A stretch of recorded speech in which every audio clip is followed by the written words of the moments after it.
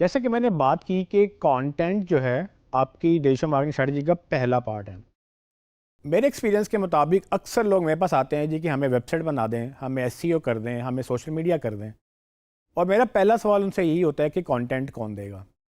तो नॉर्मली लोग कंटेंट से पता नहीं क्यों भागते हैं, जबकि कंटेंट के बगैर मार्केटिंग का तसव्वुर भी नहीं आप कर सकते। मैंने आपको जो 6 चीज़ें बताई डिजिटल मार्केटिंग स्ट्रेटजी में, उन 6 में पहला काम ही कंटेंट है। मतलब आपको अगर अपनी कहानी नहीं पता तो आप बेचेंगे क्या। तो सबसे पहले तो अपनी कहानी बनाएं। कहानी क्या है? बेसिकली आप क्या करते हैं, आप क्या बनाते हैं, क्यों बनाते हैं, किसके लिए बनाते हैं, यही तो बातें आपने बतानी हैं। मुझे लगता है कि लोगों को जो थोड़ी सी झिझक होती है वो इसलिए कि शायद उनको लैंग्वेज का मसला है, या शायद उनको इंग्लिश का मसला है, या उनको लिखना नहीं आता, विच इज़ फाइन।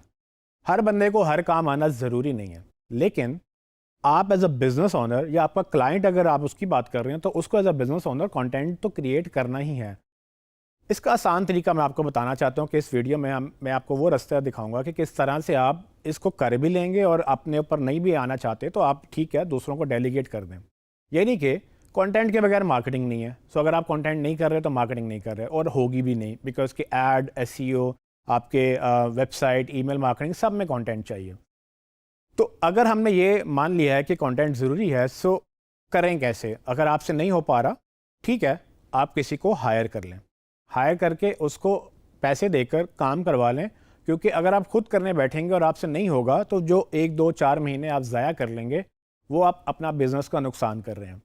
ये जो टाइम ज़ाया होता है इसको हम जो है ना किसी तरह से कंसिडर ही नहीं करते कि ये भी नुकसान है, जबकि बाहर जो इंटरनेशनल दुनिया है उसमें इसको अपॉर्चुनिटी कॉस्ट कहा जाता है।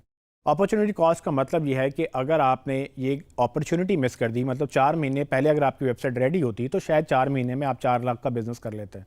वो जो 4 महीने में आपने बिजनेस नहीं किया, आपको आया नहीं, इसलिए आपको लगता है कि आपके पास से गया कुछ नहीं, लेकिन ना आना इटसेल्फ नुकसान था।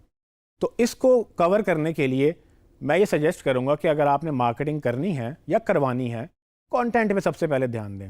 अब कंटेंट में क्या क्या आता है? उसमें टेक्स्ट है, उसमें वीडियोस हैं, उसमें इमेजेस हैं, उसमें आपकी ऑडियोज़ हैं।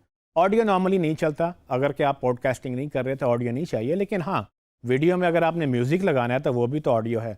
अगर आपने अपनी जो आर्टिकल्स हैं वो किसी को पढ़ के बताने हैं तो वो भी ऑडियो है। सो बेसिकली ऑडियो, खाली ऑडियो ना चले, लेकिन वीडियो के अंदर भी ऑडियो का इंपॉर्टेंट रोल है। सो अब इसमें करना कैसे कैसे है, ये जब हम आगे मार्केटिंग फनल्स और कंटेंट की बात करेंगे उसमें मैं आपको डिटेल में बताऊंगा कि आप किस तरह से कस्टमर की स्टेजेस के मुताबिक कौन कौन सा कंटेंट क्रिएट कर सकते हैं। लेकिन अभी इतना समझ लीजिए कि अगर आपने कंटेंट क्रिएट नहीं किया तो आपकी डिजिटल मार्केटिंग जो है वो आगे नहीं चल सकेगी।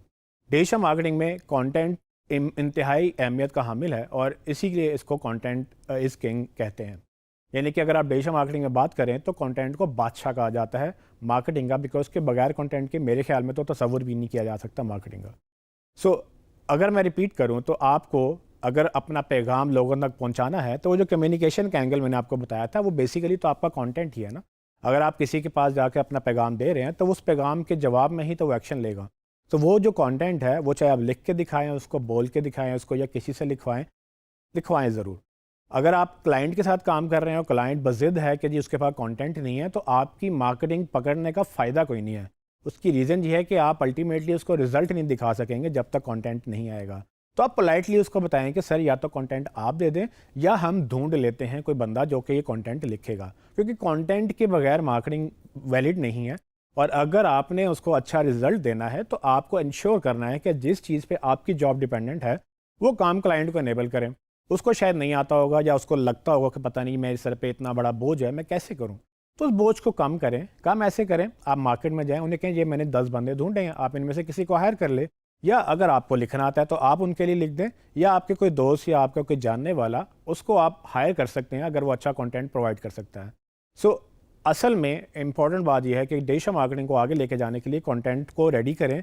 आप अपना बिजनेस कर रहे हैं तो आपको कंटेंट चाहिए, अगर आप किसी क्लाइंट को हेल्प कर रहे हैं तो उसका कंटेंट इनेबल करवाएं। और जो झिझक है उसको ख़त्म करें। अगर लिखना नहीं आता किसी को प्रोफेशनल को हायर कर ले, क्योंकि आप एक दफ़ा अपना जो कंटेंट लिखवाएंगे वो फॉरएवर आपका एसेट बन जाएगा। आपने एक आर्टिकल लिखा, वो आर्टिकल आपका है और हमेशा के लिए आपको हेल्प करता रहेगा, डिपेंडिंग ऑन कि उस आर्टिकल की कॉन्टेक्स्ट क्या है। लेकिन कंटेंट को ज़रूर ध्यान में रखिएगा।